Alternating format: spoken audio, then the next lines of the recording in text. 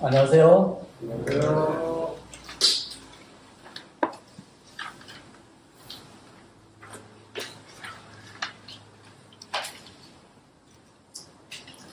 네, 이 시간에 참 간증 말씀이 전해지는 시간인데요. 저도 참 기다렸습니다. 참 간증을 해야 되는데 참 간증이 귀하죠. 왜냐하면 주님을 높이고 증거하는 것이기 때문에 그렇습니다.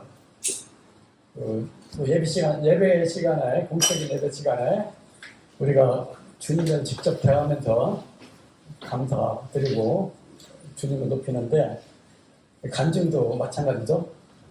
간증은 성도나 아니면 여러 사람들 앞에서 주님을 높이고 또 증거하는 거기 때문에 간증이 참 귀합니다. 주님께서 말씀하셨죠? 나를 주님 여기는 자는 귀함을 받고 나에 대해서 부끄러워하는 자는 동일하게 부끄러움 당할 거다 말씀하셨기 때문에 간증이 참 귀한데 제가 특별히 드릴 간증은 없는 것 같아요. 성도님들이 간증을 참 좋아하시는데 저는 그냥 기본적인 복음에 대해서 특별히 구원의 복음에 대해서 한번 짧은 시간이지만 같이 나누고자 합니다.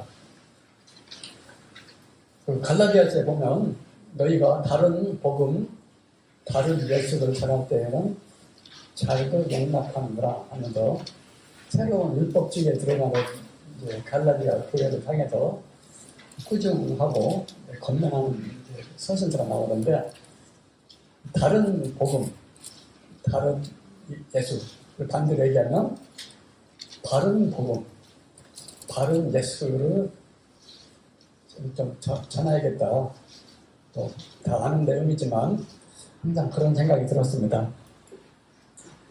찾지는 않겠지만 사도행전 20장 21절에 보면 사도 바울이 유대인과 헬라인들에게 하나님께 대한 회개와 우리 주 예수 그리스도께 대한 믿음을 증거한 것이라. 그럼 사도 바울이 선교하면서 간증한 말이지만 구원의 복음은 그거예요.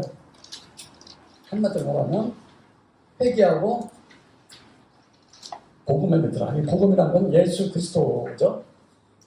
그래서 회개하고 믿어라.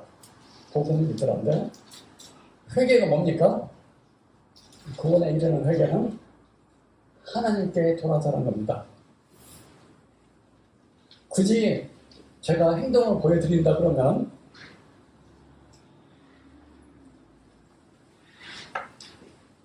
이렇게 돌아서는 거예요. 내가 가는 길을 돌아서는 겁니다. 제가 가는 길이 뭔가 잘못됐죠. 제가 어떤 종말을 향해서 가는 건지 종말이란 시간이 나한테 오는 건지 모르겠어요. 시간이라는 게 참 생각하기 나름인데 내가 가는 건지 시간이 오는 건지 끝이 정해져 있으니까 어쨌든 간에 내가 가는 것 가만히 있어도 가죠. 시냇물이 계곡물에서 내려올 때 내가 가만히 있어도 물을 흘러가듯이 어쨌든 간에 내가 잘못하고 있는 것은 돌아서 이게 회개입니다. 무조건 돌아서는 것이 아니라 하나님을 향해서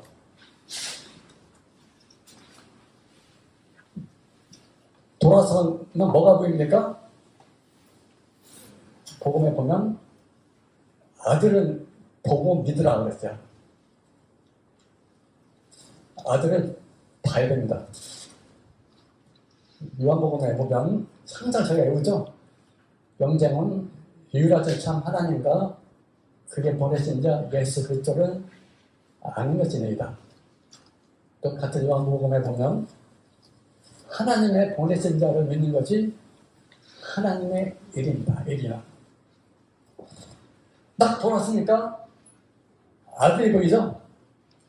아들을 보고 믿으라는 겁니다. 그러면 예수님을 믿는다는 게 무슨 뜻인가? 아들을 보라는 것은 아들 그림을 그려놓고 보라는 뜻은 아니죠? 벽에다 붙여놓고 아들을 보라. 물론 아들은 또 그리스도죠. 그리스도의 직함을 갖고 있죠. 그 무슨 뜻이냐면 그 아들이 무슨 일을 했냐를 보라는 겁니다. 아들 보라는 거는 그 아들이 무슨 일을 하셨나 그것을 보고 믿으라는 겁니다. 그래서 예수님을 믿는다는 것은 항상 십자가가 수반되게 되어 있죠. 그래서 고린도서에 보면 예수가 죽고 다시 사신 것이 복음이라고 한 이유가 그겁니다. 여담이긴 하지만 그 복음서는 신약입니까 구약입니까? 마태복음, 마가복음. 그건 구약과 신약의 중간에 엄밀히 얘기하면 신약은 예수님이 십자가로부터 시작하기 때문에 그 공간복음으로 따지자면 마지막 부분부터가 어쩌면 사도행전 처음부터가 신약의 시작입니다. 왜냐하면 하나님 예수님께서 새로운 언약을 세운 것은 내가 죽음으로써 이루어지기 때문에 십자가 때부터 신약이 시작됩니다. 그러니까 복음서에서는 사실 십자가는 몰랐죠.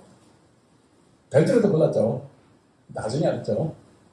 그래서 그 당시에는 예수님을 구원자로 받아들이면 믿었을 겁니다. 구약은 또 그림자로서 앞으로 메시아를 보내준다는 약속을 분명히 했기 때문에 기다리면 돼요. 그리고 메시아가 온 것을 확인하고 그분이 하신 일을 확인하면 구원을 받습니다. 근데 신약은 벌써 2000년 지났잖아요. 그럼 십자가에서 무슨 일을 하셨나 그거를 확인해야 예수님을 믿는 거라고 할 수 있습니다. 그래서 지금 시대에 제 분별은 그래요. 예수님은 구원자를 믿고 예수님이 나를 구원하실 거야. 이렇게 믿으면 안 됩니다. 십자가가 빠진 거죠.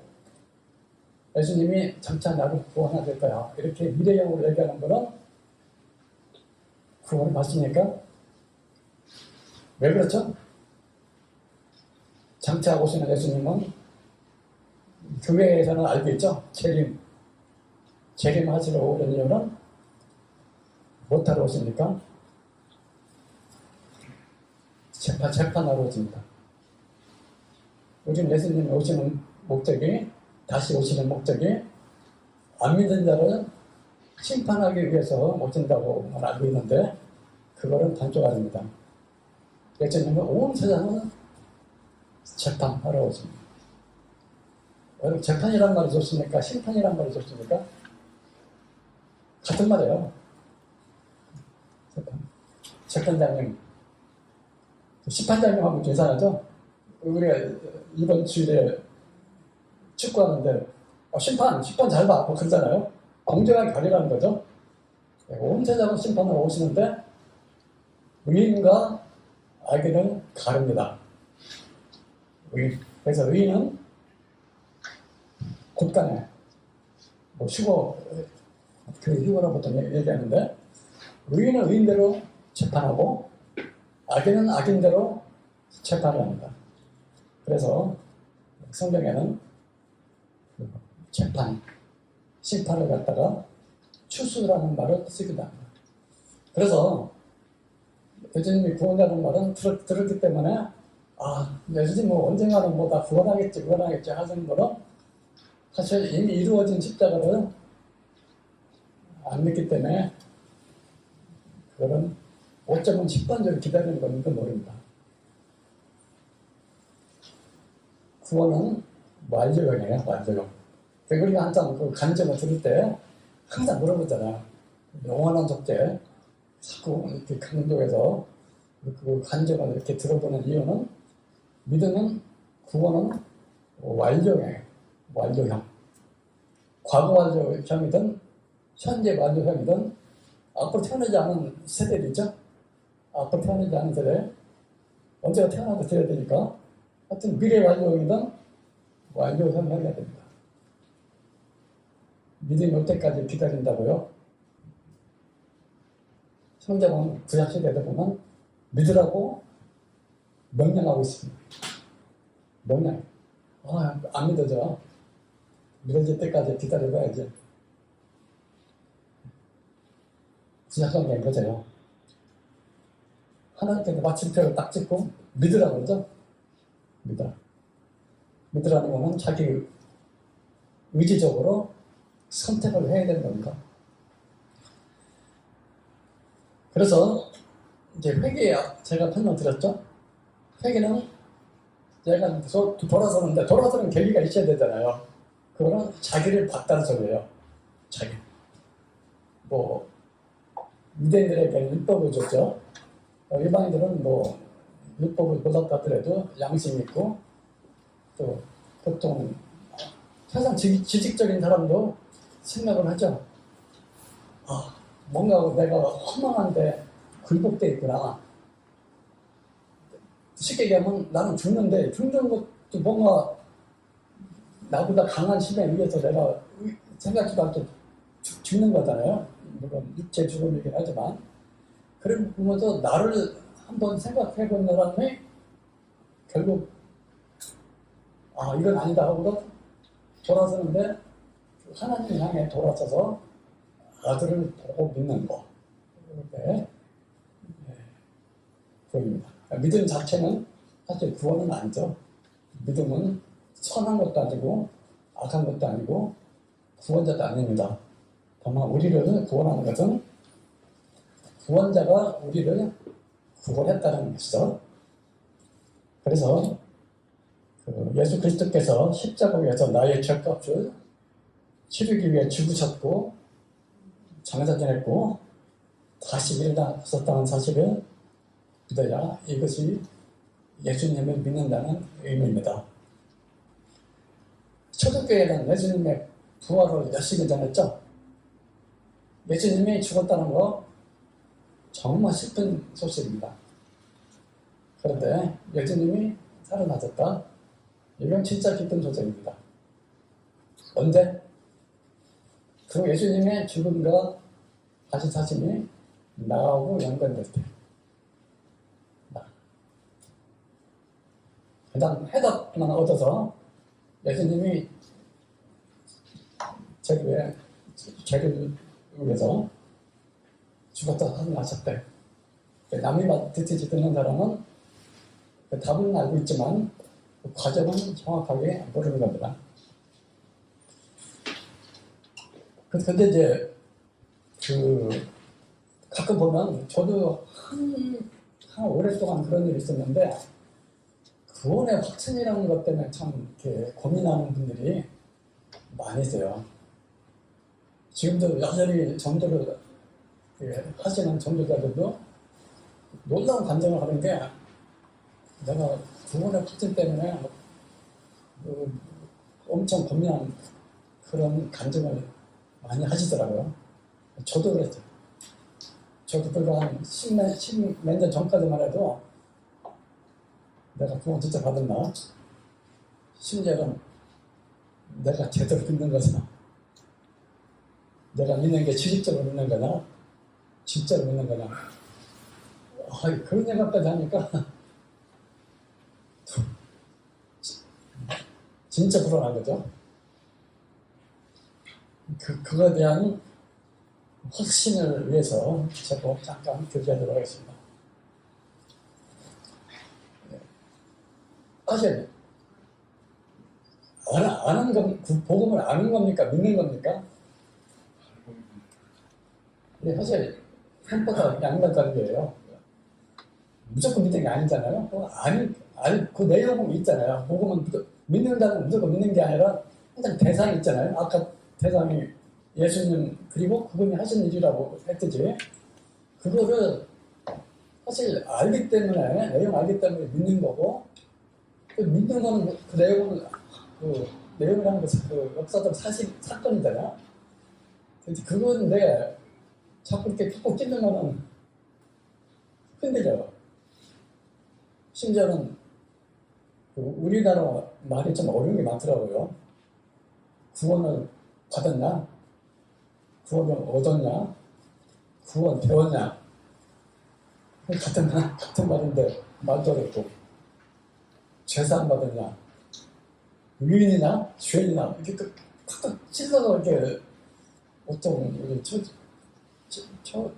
우리 침례 상담할 때 그러면 막 땀을 찌찌그러는데 말이 참 어려워요. 우리 어머니도 그랬어요. 우리 어머니도 뭐 몇 차례 구원 받아야 된다 하면서 이렇게 해야 구원 받았다고 각각 설명했는데 반응이 없죠.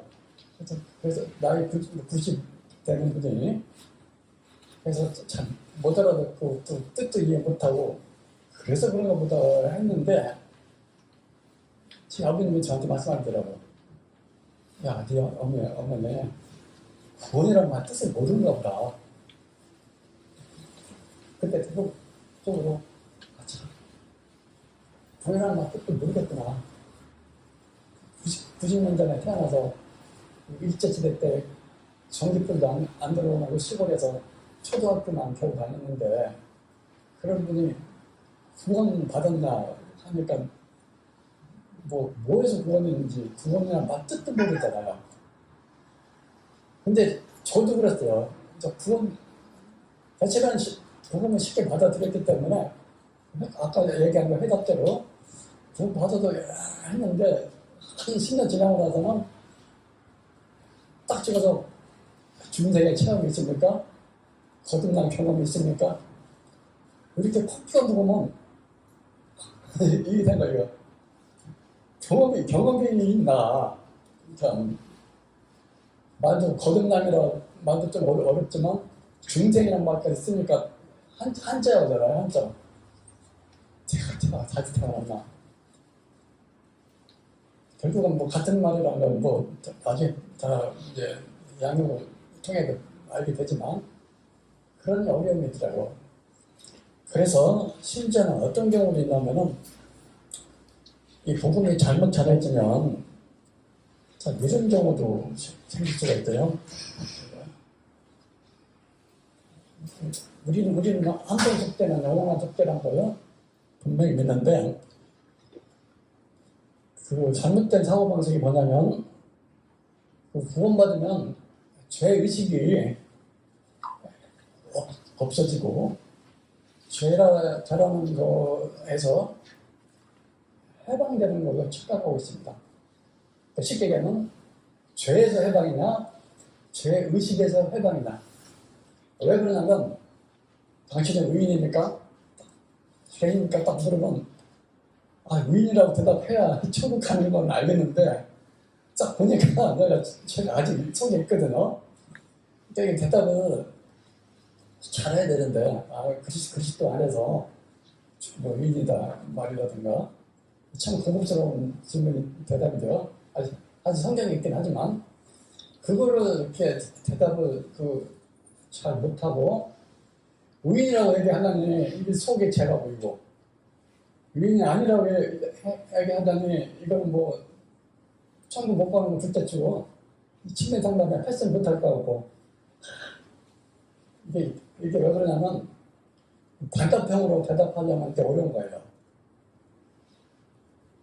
좋은 의미든 나쁜 의미든 하나님 뜻대로 하는 고민하는 하나님께서 열심히 찾고 찾으면 해답 주는 건 맞습니다만 선악과 사건 아시죠? 마귀가 하와를 시험할 때 참 중요하게 질문했죠. 예스, 노로 대답을 못하게 만들어놨어요. 자, 그러면 뭐라고 뒤에 설명을 붙여야 되는데 그 설명이 자기 생각이 나오는 거예요. 자기 생각에 잘 하나님의 말씀대로 나오면 마귀는 그냥 도망가요. 근데 그 생각 다 들어보니까 조금 시원찮아. 그럼 사정없이 때리는 거죠. 하나님께서 참으로 먹지 말자 되나? 아니요, 그냥 그렇게 딱 그렇게 대답하면 되는데 아닌데요. 그렇게 하면서 자기 이제 부연 설명을 해야 되는데 부연 설명을 하게끔 만드는 이유는 뭐냐면 진실로 이런 말로는 마귀가 탁 때린 거죠. 진짜로 그랬냐 하면서 그때 그 하와는 아담하고 틀려서 말씀을 간접적으로 들었기 때문에 아마 그랬을지 모르지만 하여튼간에 이제 처음으로 들어와서 의인이냐 아니냐 그 때문에 이제 그 성경에서는 분명히 로마서에서 죄에서 해방됐다고 되어 있는데 이거를 잘못 생각해서 그런 의인이냐 아니냐 대답에 죄의식에서도 해방되는 걸로 착각을 할 수가 있습니다. 그래서 죄책감을 가지는 것은 죄가 사라지지 않은 근거니까 그것은 복음을 믿지 않는 것이다 하고 착각을 할 수가 있습니다. 우리 모임에 한때는 구원방은 전 뭘 모르는데 그렇게 오해를 받는 게 아마 이런 것 때문에 그렇지 않은가. 그래서 성경에는 분명히 양심이 마비되지 말라는 데 있어요. 디모데전서 1장 19절에 보면 믿음과 착한 양심을 가지라. 어떤 이들이 이 양심을 부렸고 그 믿음에 관하여는 파전하였느니라.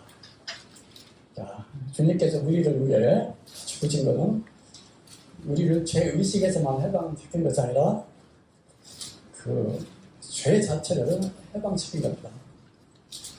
그러니까 그리스도를 경외함이 없는 죄사함의 확신이나 그리스도를 마음에 품지 않는 거듭남의 확신, 비록 십자가를 말하고 보혈을 말하지만 더 이상 그리스도가 주님이 아니고 단지 그리스도를 구원자의 균형만 하게 하는 복음은 철저하게 인본주의적이고 번영신학의 교묘한 변형입니다. 번영신학이 뭔지 아시죠? 어떤 쪽? 내가 세상에서도 잘 되고 나한테는 무조건 좋은 일만 생겨야 되고 그러거든. 오히려 로마서에 보면 표리 부동하고 방종하는 사람들에게 비밀을 남겨놓지 않고 있습니다. 사도 바울도 고민했어요. 우리 옛사람은 죽었지만 새사람은 생명을 얻었죠. 옛사람은 죽은 게 아니야. 자, 한번 읽어볼게요. 그런즉 우리가 무슨 말하려 은혜를 더하려고 죄에 거하겠느냐. 사도 바울은 복음을 전하면서 이렇게 질문이 올 거를 예상하고 먼저 손절쳐서 먼저 자기가 질문하고 자기가 대답을 합니다. 그럴 수 없느니라. 죄에 대하여 죽은 우리가 어찌 그 가운데 더 살리요.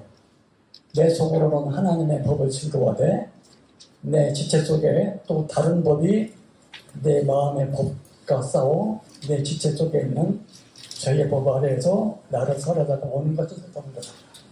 그러니까 옛사람과 새사람이 공존하고 있죠.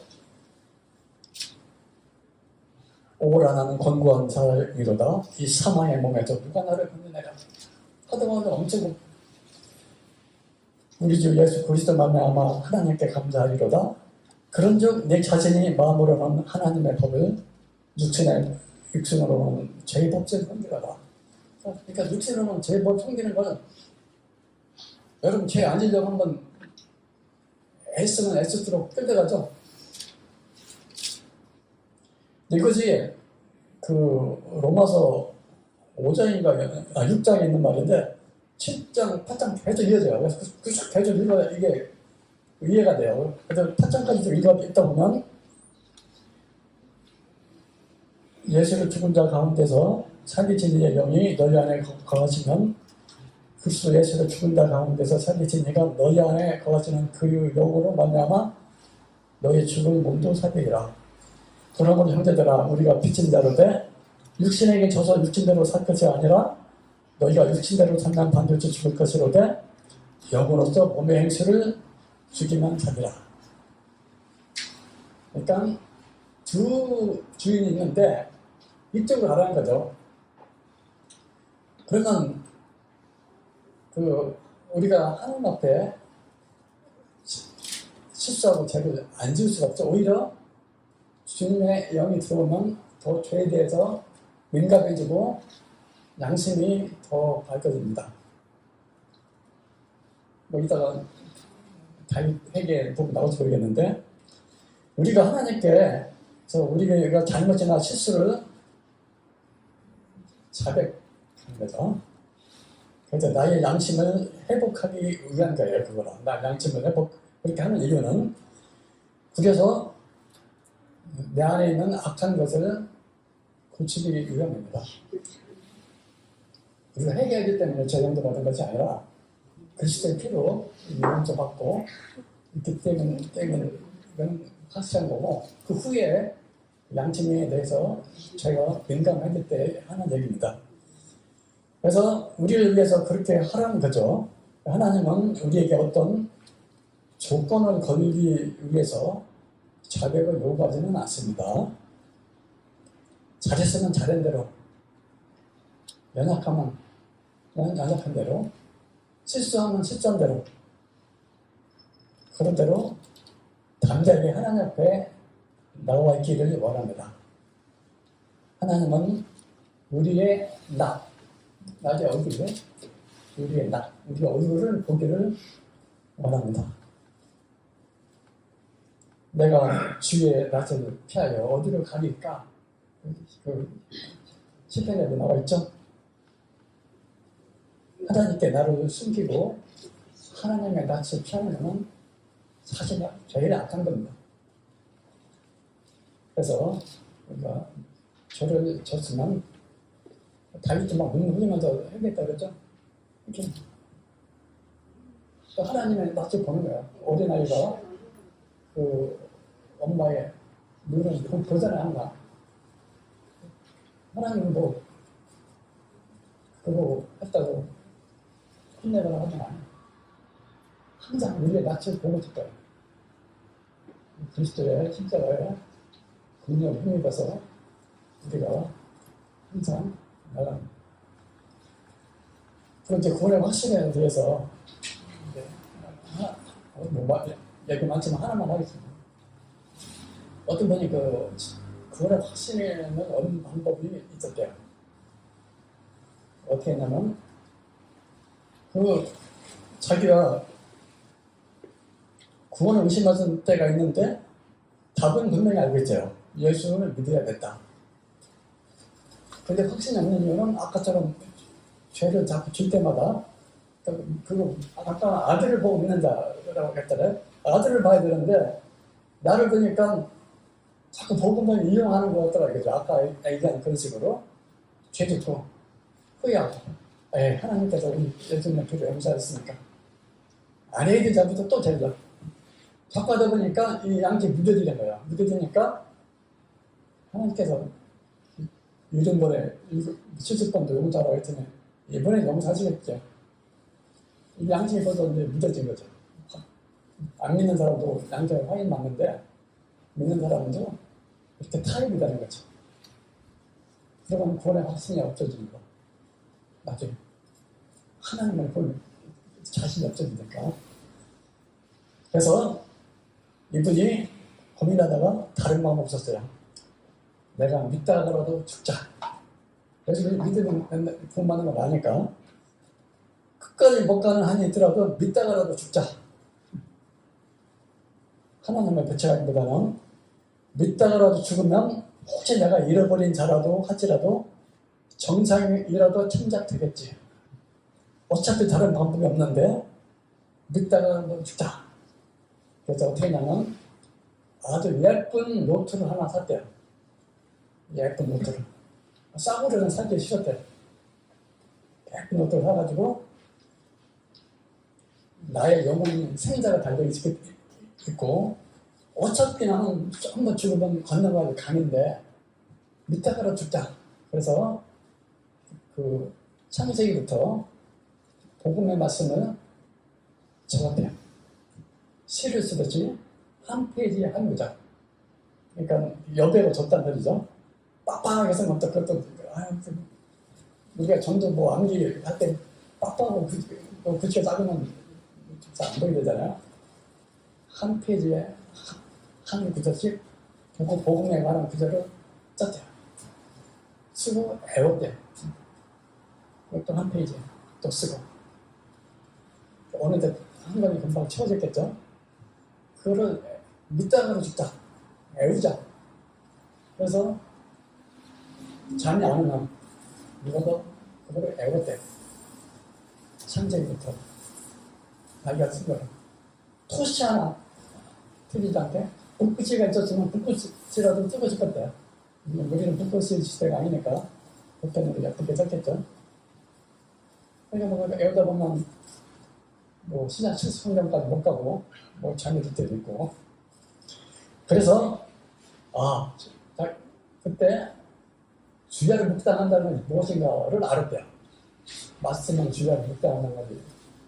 그렇게 말씀을 야곱이 청자가 씨름했던 식으로 씨름을 했다는 거죠.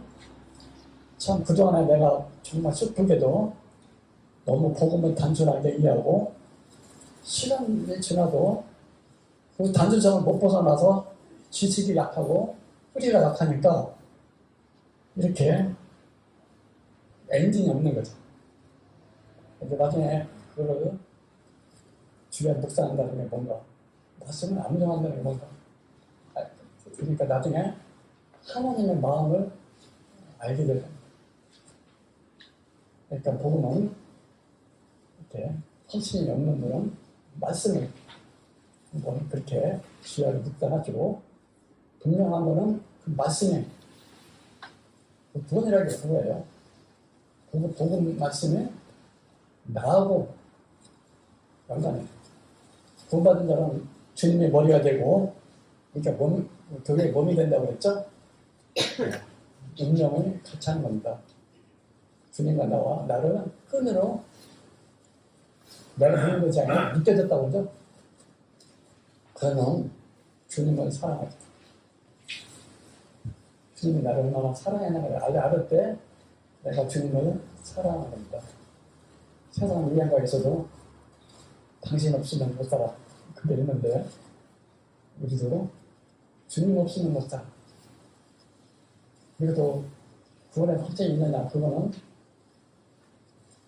사실 간단해요. 당신 결혼했습니까? 결혼했으면 한 거죠. 그죠? 결혼했다고 믿습니다. 결혼했다고 확실합니다. 그렇게까지 구태에 설명할 필요가 없죠. 여러 사람 앞에서, 직인들 앞에서 내가 선서를 하고 국가에서 공인하는 호적부에 기록되어 있던 그 사실, 그때 안 해요. 그 역사적 사실로 인해서 내가 결혼한 거를 당연히 알고, 아니, 믿는다는 말도 참 어찌 미쳐요. 당연히 결혼한 거죠. 그것처럼 구원도 그렇습니다. 연락오는 제가 사실은 제가 어떻게 구원을 할 수 있었나 간증을 좀 더 했어야 되는데 왜 남의 간증만 하다 깨닫습니다. 제가 구원의 확증이 가진 거는 다음 시간에 이어서 하도록 하겠습니다. 감사합니다.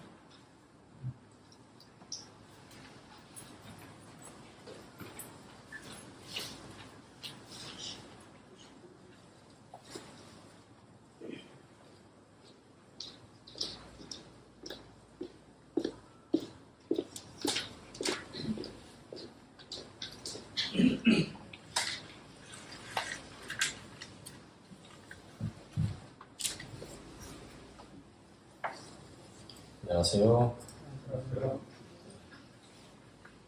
이제 바로 시편 51편을 함께 읽어가면서 주일 오전 말씀 이어지는 다윗의 회개에 관한 부분을 교제하도록 하죠. 시편 51편입니다. 이 시편 51편은 선지자 나단이 다윗의 숨은 죄악, 그 죄는 대단히 악랄하고 또 대단히 계획적이고 하나님의 말씀을 업신여겼다라고 이렇게 주님의 크게 책망받는 그러한 예입니다. 여느 보통 사람도 이런 다윗이 범하는 죄는 쉽게 계획하기 어려울 거예요. 왕이기 때문에 그가 절대 군주로 강력한 통치를 하고 있는 왕이기 때문에 가능했던 건데 그만큼 더 큰 책임이 주어졌고 더 죄에 대한 그 경중이 여러 일반 백성들과 또 비교할 수 없는 책임이 크고 또 힘이 많이 주어진 만큼 똑같은 죄라 할지라도 그 죄는 하나님 앞에서 더 큰 책망과 심판을 받게 되어 있습니다. 교회 안에서도 그와 같은 원리는 똑같이 적용할 수 있을 것입니다. 우리 다윗이 어떻게 하나님 앞에 토설하며 애통해하고 있고 회개하는 그 마음이 나타나는지 시편 51편 말씀을 통해서 한번 살펴보도록 하겠습니다. 자, 함께 읽지요. 시작. 하나님이여 주의 인자를 쫓아 나를 긍휼히 여기시니 주의 많은 자비를 쫓아 내 죄가를 범하라소서. 나의 죄악을 맑게 씻기시며 나를 계속 읽어주세요.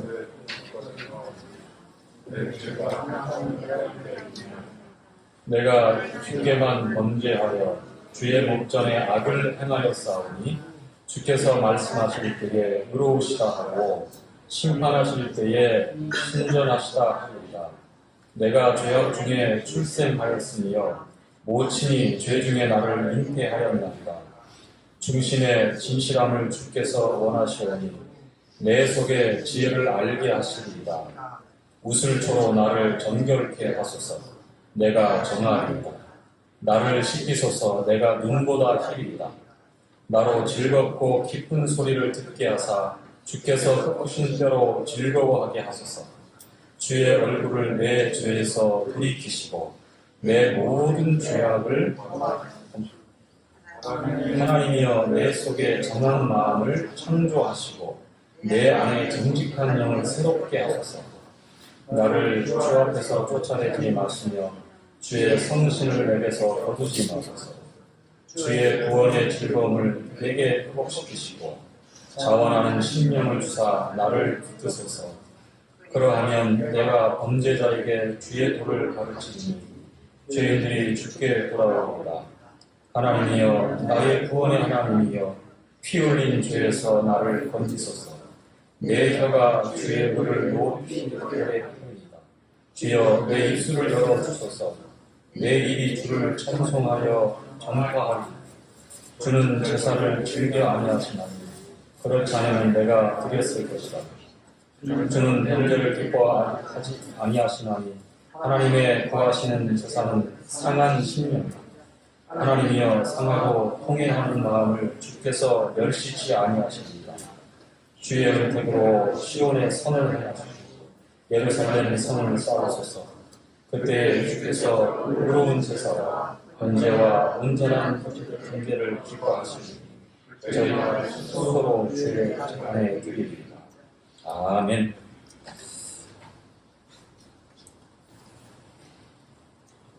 네. 다윗이 시편의 한 150편의 시편이 성경에 기록되어 있는데 그중에 절반 이상을 다윗이 기록했습니다. 복이 있는 사람은 악인의 꾀를 쫓지 않냐며 1편 1절 이렇게 쭉 시작하면서 13장에 우리가 지난주에 읽었던 것처럼 하나님은 여호와는 주는 나의 목자시다. 내가 여호와의 집에 영원히 가리라 끝나는 아주 본인의 신앙과 또 하나님을 향한 소망이 어떠한지 한결같은 인간성 있는 그러한 내용들이 나와 있고요. 그리고 다윗의 생애를 우리가 알지만 소년 때에 마지막 사사 사무엘에게 하나님에 의해서 기름 붓게 그런 부분을 받고 사울을 대신하는 이제 이스라엘의 온 유대의 왕으로 이제 들어받게 됩니다. 그 이후에 그에게는 끊이지 않는 고난이 옵니다. 사울은 천천히요, 다윗은 만만히요. 이 창화하는 여인들의 소리가 결국 악신이 일려 있었던 사울이 기필코 다윗을 죽여야만 자기가 그 권력을 유지할 수 있고 자기 자신을 보호할 수 있다라는 그러한 잘못된 그 판단으로 자기가 죽는 그 순간까지 여러 번에 걸쳐서 다윗에게 호의를 받았지만 자기 사위였고 또 용장 중에 용장이었고 또 맹장 중에 덕장 또 지장 모든 이스라엘 사람들에게 괴임을 받고 귀여움을 받고 또 총애를 받았던 그런 사랑받는 다윗을 원수로 철천지 원수로 여기고 끝까지 쫓아서 죽이려고 합니다. 결국 다윗은 요나단과의 여인보다도 더한 사랑과 우정으로 연결되어 있었던 왕자 요나단과의 그 사랑을 확인하고 또 요나단은 아버지와 달랐죠. 하나님께서 너를 내가 아닌 어쩌면 요나단이 생각할 때 다윗을 보면 아버지만큼 다윗을 없애고 싶은 그러한 그 위치에 있잖아요. 그렇죠? 그 왕권을 물려받기 때문에. 그런데 요나단은 그렇지 않죠. 하나님을 경외했고 그러므로 다윗을 자기 목숨처럼 사랑했다라고 그렇게 마음이 연락될 수 있었던 것입니다. 다윗의 그 신앙과 하나님을 향한 담대한 믿음을 보고 너무나 사랑스러운 동생으로 그래서 호영호자가 되어졌는데 그 어떤 여인의 사랑보다도 깊고 그리고 간절한 두 이 사람의 사랑이 어땠는지 다윗은 그가 전사했다는 소식을 듣고 슬픔을 표하는 또 시편 기록을 또 기록하게 되는데요. 결국 이제 그 떠돌고 사울의 그 칼을 피해서 이제 떠돌다가 도저히 이제 안 되겠으니까 어디로 갑니까? 그 당시 이제 블레셋 진영 가드 왕 아기스한테 갑니다.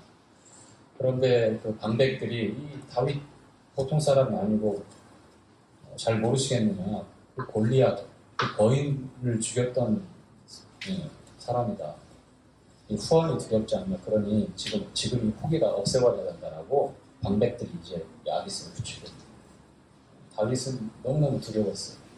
사실 이 대목에서 보면 하나님께서 다윗을 보호하신다면 삼손만한 어떤 그런 힘을 주셔가지고 다 그 외적인 어떤 어려움과 그런 자기를 헤아려고 하는 그런 세력들을 단번에 제압할 수 있는 그런 능력을 주셔도 전혀 놀라지 않을 것 같은데 왜냐하면 골리앗을 용맹스럽게 소년 다윗이 나가서 이겼잖아요.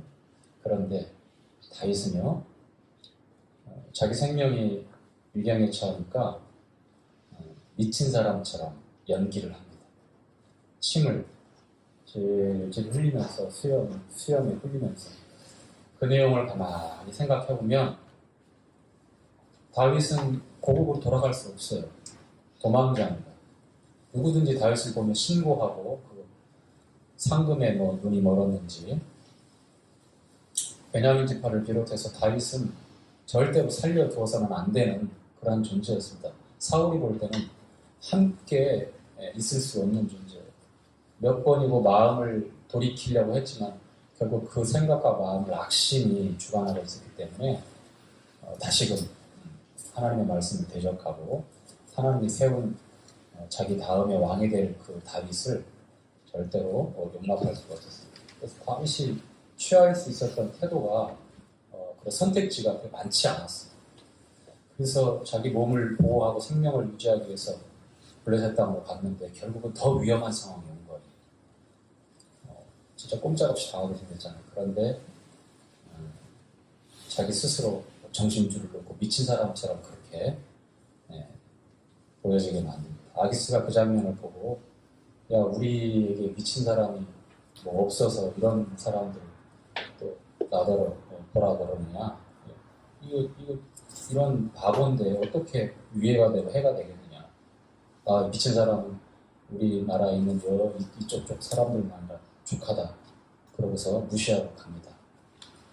저는 아주 구사일생으로 다윗은 바로 몸을 피하죠. 아둘람으로 이제 가서 그때 이제 한 400여 명이 원통하고 빚지고 이제 자기 이제 가족들, 친족들이 다 모여요. 그때부터 이제 소규모의 무리를 형성해서 이제 움직이게 되면서 결국 다시 블레셋 지역에 가서 똑같은 왕 아기스에게 시글락이라고 하는 성을 이제 도움으로 받게 돼서 그것을 근거로 해서 이제 겉으로는 이스라엘 사람들과 싸우는 척하지만 결과적으로는 블레셋의 뒤통수를 하나 둘 그렇게 치고 있었던 일들.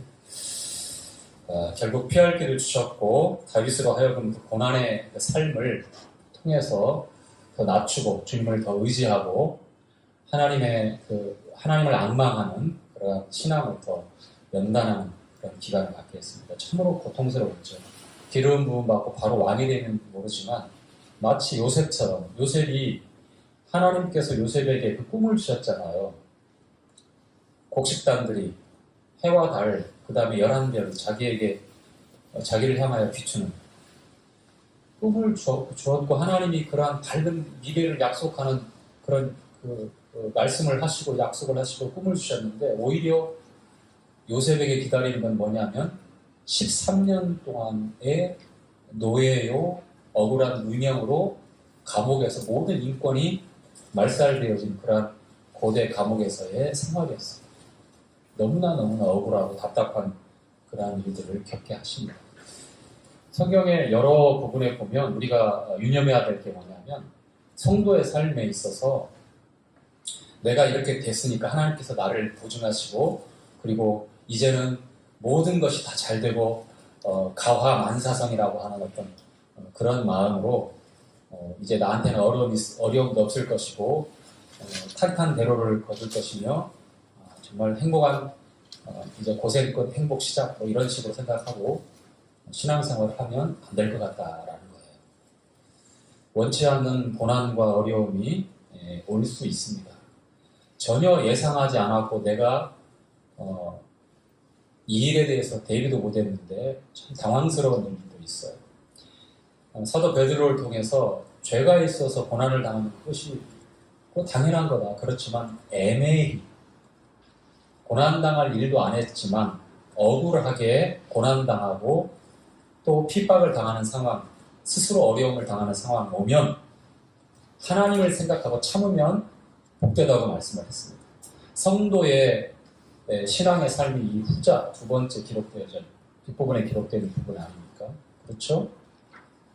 죄가 있어서 내가 잘못하고 내 허물과 약점 때문에 오는 어려움과 곤란함을 원통해하지 할 것이 아니라 애매하게 하나님 말씀에 붙들려서 정직하게 살아가고 있음에도 불구하고 오해를 받고 혹은 원치 않는 그런 어려움을 당하게 될 때 하나님을 생각하고 참는 것이 합당한 우리의 모습입니다. 다윗이 그랬어요. 다윗이.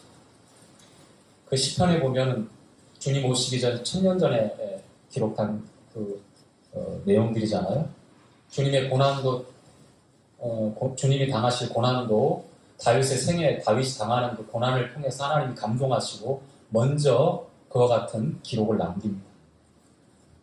내 마음은 춘밀처럼 녹는 내 마음 물처럼 땅에 쏟아졌고 내 혀는 어그러졌고 내 뼈는 어그러졌고 내 혀는 이틀했고 주님이 당하셔야 될 그 고난들을 다윗이 평생에 당했던 그 고난들을 비추어서 감동을 하게 하고 그렇게 기록에 남긴 그 시편 내용들이 나오는데 다윗이 그러한 삶을 살았어요. 고난 정말 사망의 음침한 골짜기를 다닐 수밖에 없는 그걸 피할 수가 없었어요. 그럼에도 불구하고 주의 지팡이와 막대기가 나를 안위하시기 때문에 내가 요동하지 않고 주님은 나의 산성이고 나의 반석이시고 나의 피할 산성이고 요새가 된다라고 그렇게 고백을 쭉 했던 겁니다.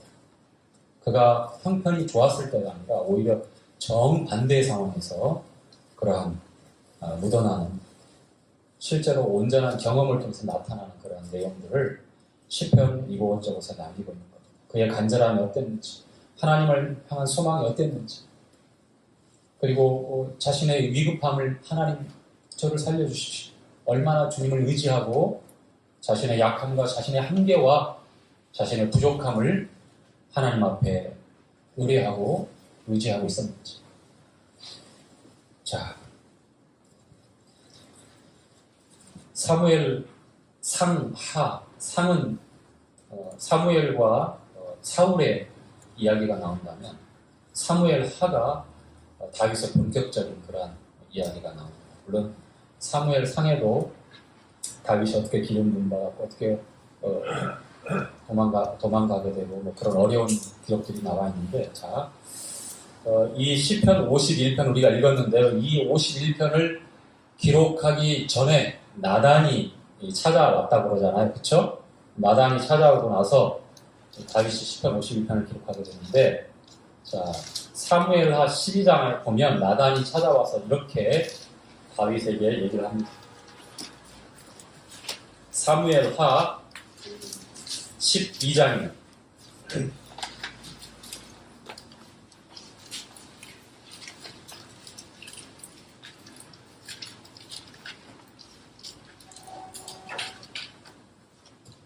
자, 사무엘하 12장 내용, 나단이 와서 한 이야기를 합니다. 이야기를 하는데 그 이야기를 통해서 다윗이 목자 출신이죠, 그렇죠? 목동이에요. 목동으로 목자예요. 그래서 이 나단이 예를 들어서 얘기하는 내용을 훨씬 더 공감할 수 있고 그리고 감정이입이 될 수 있는 그런 줄거리가 적혀있어요. 그리고 누가 봐도 분개할 수 있는 그러한 감정을 증폭할 수 있는 그러한 줄거리가 그렇게 나옵니다. 자, 그래서 다윗이 아주 분노하죠. 자, 한번 볼까요? 어떤 내용인지. 자, 12장 1절부터 한번 읽어가겠습니다. 시작. 여호와께서 나단을 다윗에게 보내시니 와서 저에게 이르시되 한 성에 두 사람이 있는데 하나는 부하고 하나는 가난하니 그 부한 자는 양과 소가 심히 많아 가난한 자는 아무것도 없고 자기가 사서 기르는 작은 암양 새끼뿐이라 하나뿐이라. 자, 여기 두 사람이 등장하는데 하나는 부자입니다. 심히 많답니다. 양, 염소, 소 얼마나 많은지 모릅니다. 그런데 이 가난한 한 사람은 자기가 가난하기 때문에 한 마리의 양을 샀는데 그것도 암양이에요. 연약한 암양을, 어린 암양을 사서 이렇게 지금 키우고 있는 겁니다. 자, 그 서로 아주 상대적으로 굉장히 비교되게 지금 예를 들고 있습니다. 자, 계속해서 읽어가겠습니다. 그 암양 새끼는 저와 저의 자식과 함께 있어 자라며 저의 먹는 것을 먹고 저의 잔에서 마시며 저의 품에 누움으로 저에게는 딸처럼 되었거늘. 자, 다시 말하면 이 암양은 막내 딸처럼 그렇게 끔찍히 이 사람이나 그의 자녀들이 너무너무 아끼는 그러한 상황이에요. 아시겠죠? 지금 이제 애완동물들 키우니까 애완동물 키우면서 예쁜 강아지에게 이제 정을 쏟고 오기야 금이야 이렇게 길러본 사람들은 그 마음을 조금은 알겠지만 지금 그 상황인 거예요. 굉장히 많은 양들 가운데 빼어나게 예쁘고 그래서 예쁜 게 아니라 한 마리밖에 없는데 그것도 순양이 아니라 암양입니다. 연약한 암양. 다 이유가 있죠. 그렇죠? 자기 자식들과 함께 자고 먹고 그러고 살아요.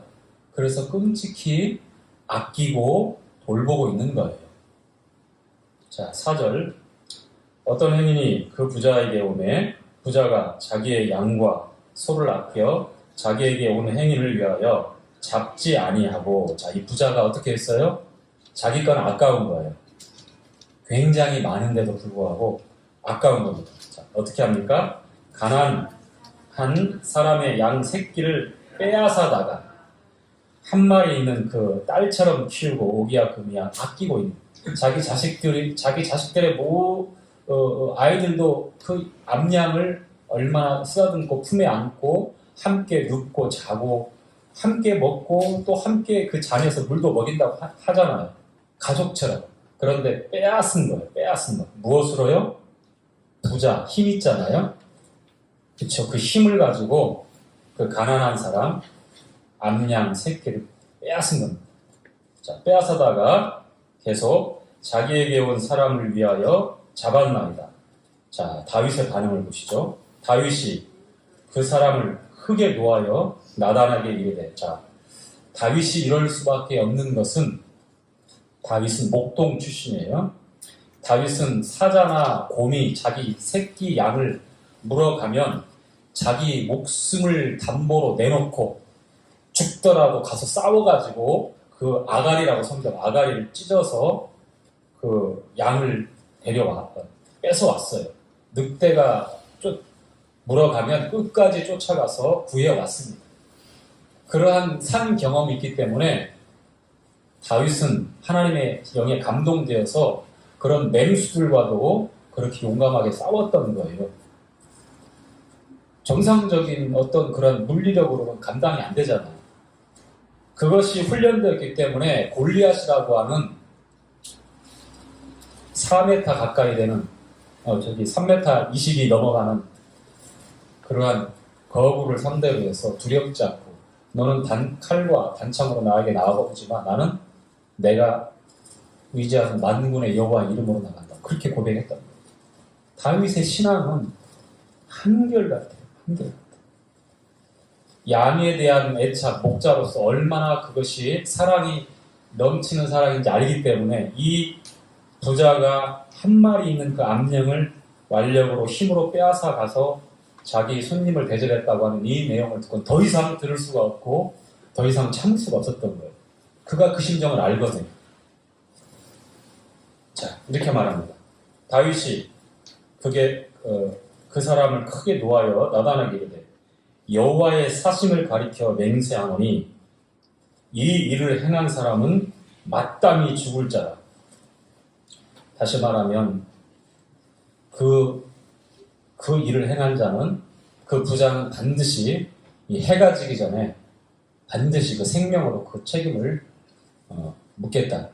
그 죄값을 지불해야 될 거라고 이렇게 얘기를 합니다. 자, 저가 불쌍히 여기지 않고 이 일을 행하였으니 그 양 새끼를 4배나 갚아 주어야 하리라. 자, 7절 다 함께 읽죠. 시작. 나단이 다윗에게 이르되 당신이 그 사람이라. 자, 됐어요. 자, 나단이 하나님이 보냈습니다. 그래서 하나님이 감동하신 그 메시지를 나단이 지금 전하는 거예요.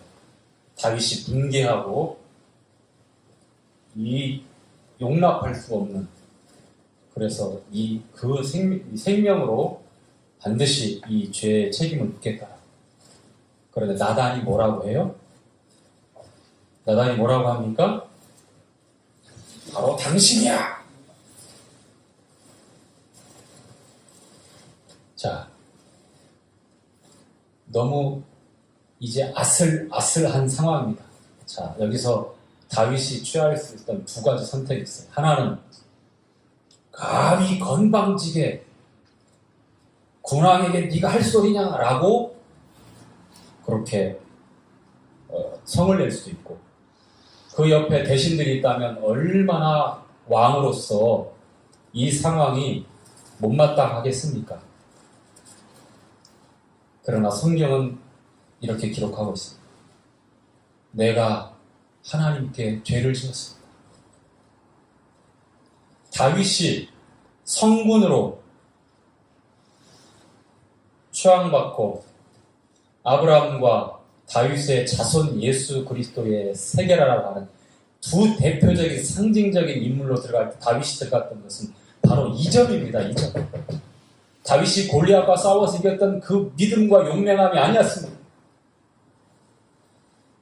성전을 지키기 위해서 자신의 모든 힘을 다 총동원해서 재화와 보물을 모아서 설계도를 지어서 그 아들 솔로몬에게 맡겨서 이렇게 준비해서 했던 그 공로 때문에 계보에 들어간 게 아닙니다. 다윗이 성군으로 예수 그리스도의 선조로 풀리지 않고 농명되어 있었던 것은 바로 이때입니다. 시편 51편에 우리 읽었던 대로 다윗은 자기의 겉에 있는 옷을 찢고 회개하는 척 한 게 아닙니다. 회개에 대해서 말씀하셨습니다. 회개는요, 요엘서 2장 말씀 한번 볼까요? 2장 10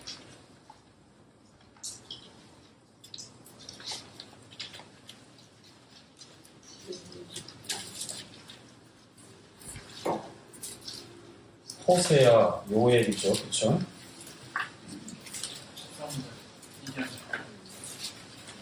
2장 13절이요. 12절부터 볼게요. 자, 12절부터 시작. 여호와의 말씀에 너희는 이제라도 금식하며 울며 애통하고 마음을 다하여 내게로 돌아와 하셨느니 너희는 옷을 찢지 말고 마음을 찢고 너희 하나님 여호와께로 돌아올지어다. 그는 은혜로우시며 자비로우시며 구하기를 더디하시며 인애가 크시사 뜻을 돌이켜 재화를 드리지 아니하시나니. 자, 13절에 보니까 뭐라고 말씀하셨어요? 옷을 찢지 말고 마음을 찢으라고 말합니다. 하나님 앞에 참다운 회개는 무엇인가? 하나님 편으로 돌아서는 것, 문자적인 의미가 그렇다면 자기 죄가 악하다는 것, 그래서 생각의 변화가 일어나고 그 악한 죄에서 멀어지는 삶의 변화가 동반되는 것이, 그래서 하나님께로 다시 돌아가는 것이, 나의 목적과 이유와 방향이 하나님께 고정되는 것이, 그게 성경에서 말하고 있는 회개입니다. 말로, 입술로 멈추는 것이 회개가 아닙니다. 다윗을 보십시오. 다윗은 철저하게 자기 마음이 찢어지고 나는 본질적으로 희망 없는 사람입니다. 하나님 나에게 구원의 즐거움을 회복시켜 주옵소서. 우슬초로 나를 정결케 하옵소서. 그러면 내가 정하리이다. 내게서 성신을 거두지 마소서. 구약시대 때는 하나님의 거룩한 영이 오시기도 하시지만 죄 때문에 버림당할 때 나가시기도 하셔요. 지금 은혜의 때는 그런 때가 아닙니다. 한번 내주하신 영원한 속죄가 근거가 되어서 성도들 안에 내주하시는 성령은 근심하시지만은 다시 걷어가시는 하나님이 아니시기 때문에 얼마나 다행스럽습니다. 그렇죠? 여러분, 회개. 다윗이 예수 그리스도의 계보에 아브라함과 더불어서 분명하게 그렇게 기록되었던 것은 바로 이와 같은 회개입니다. 회개. 자, 신약 고린도 교회 성도들에게 바울은 한 번 더 하나님의 뜻대로 하는 근심과 그 회개가 어떠한 변화를 주는지, 자, 고린도 후서 7장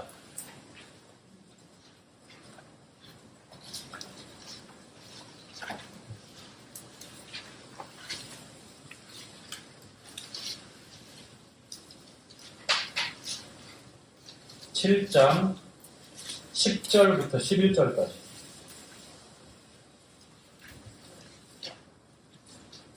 자, 하나님의 뜻대로 하는 근심은, 시작.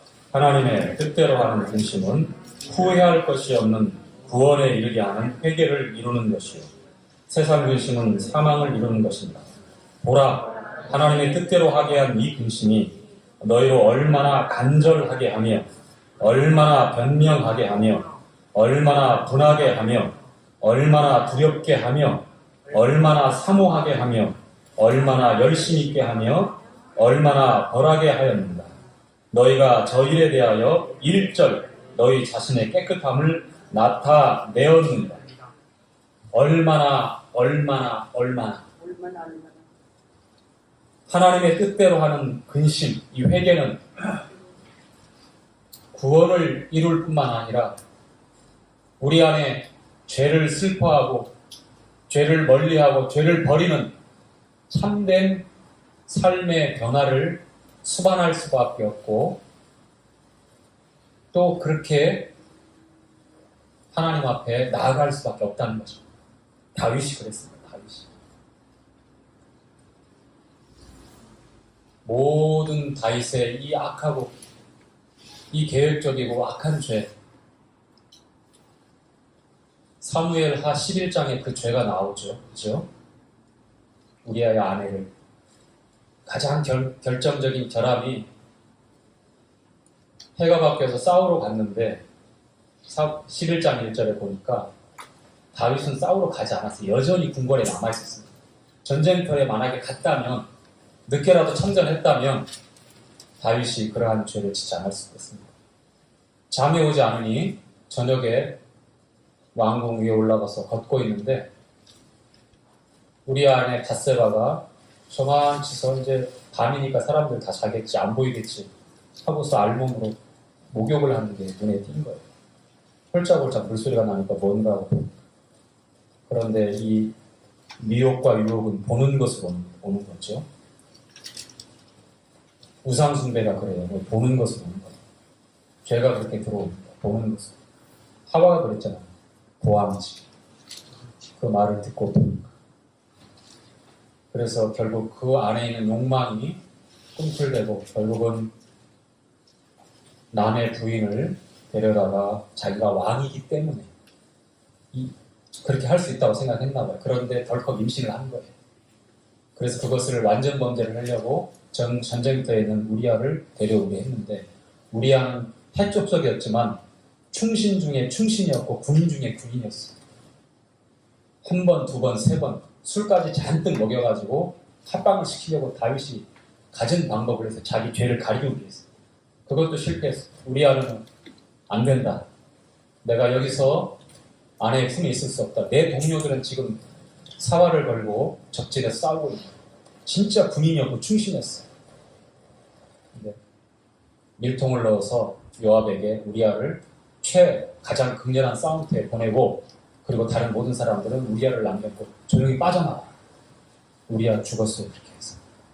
그리고 우리아 장례 치른 다음에 밧세바를 데려다가 아내로 삼고 그 아이를 낳고 사는 거예요. 그렇게 다윗이 그 죄를 지었어요. 다윗은 뭔가 지금 문제가 생긴 거예요. 마음에, 양심에. 하나님께서는 내 말을 업신여겼다라고 아주 신랄하게 주님의 노를 바라시면서 나단을 통해서 책망하셨어요.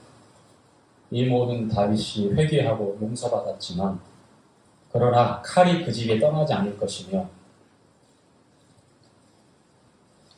네 후궁들이 백주에 다른 사람의 품에 안길 것이며, 그 혼란을 걷잡았었습니다.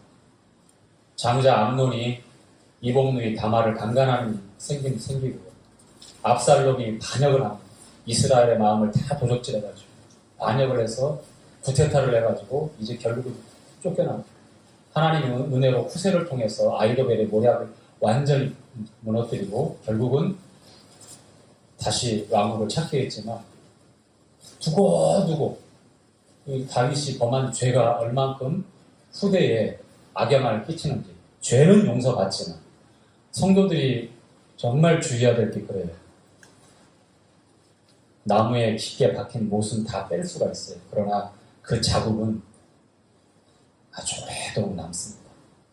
우리가 하나님 앞에서 자백하고 회개하고, 죄들은 주님이 단번에 영원히 다 속죄했기 때문에 그 죄에 대한 책임을 묻거나 우리를 심판하시거나 우리의 부끄러움을 다시 한번 이렇게 나타내거나 그러시는 분이 아니에요. 그러나 다윗을 통해서 우리를 경고합니다. 칼이 떠나지 않을 것이다. 그러나 그럼에도 불구하고 하나님의 자비와 긍휼이, 우리가 읽었던 그 말씀에 보니까 다윗을 회복했고 정결케 했고 결국 아브라함과 다윗의 자손 예수 그리스도의 세계라고 하는 이 변하지 않는 유대인의 왕의, 왜 이스라엘 사람들이 다 유대인으로 불려지는지 아십니까? 다윗이 그 중심에 있어요. 유대 지파, 홀, 왕이 나올 것이라고 했는데 다윗은 예수 그리스도의 그림자죠? 그렇죠? 그래서 다른 11지파 모든 사람들이 나는 자기 조상들의 이름이 아니라 유대인으로 불려져요. 전부. 이 다윗이 그 중심에 있어요. 다윗의 신앙, 그것은 하나님의 뜻대로 하는 옷을 찢는 것이 아니라 그 마음을 찢고 통회하는 회개가 바로 다윗의 신앙의 첫 모습이다. 우리에게도 회개가 사라지면, 이 시대에 회개를 가볍게 여기면, 회개 없는 신앙생활을 한다면 우리는 사울처럼, 압살롬처럼 실패하는 그러한 군주들이 충분히 될 수 있어요. 유념하시고 하나님 말씀 앞에서 항상 회개할 수 있는 그러한 신념을 갖기를 바랍니다. 말씀드리겠습니다.